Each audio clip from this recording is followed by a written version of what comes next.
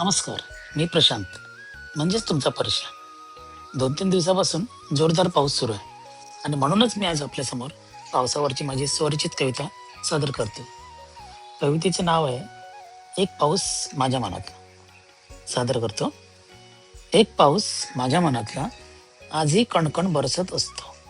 एक पाऊस माझ्या मनातला आजही कणकण बरसत असतो. चातका परी वाट पाहुणी आजही क्षणक्षण तरसत असतो. एक पाऊस माझ्या मनातला काळ्या ढगातून दाटून येतो. एक पाऊस माझ्या मनातल्या काळ्या ढगातून दाटून येतो. अंधारलेल्या आकाशातून सुक्या धरतीला भेटून घेतो. एक पाऊस माझ्या मनातला जुन्या मित्रात रमायला बघतो. एक पाऊस माझ्या मनातला जुन्या मित्रात रमायला बघतो. मित्रांच्या जुन्या आठवणींनी अश्रू डोळ्यात जमायला बघतो. एक पाऊस माझ्या मनातला मनातच ठेवून मी वावरतो.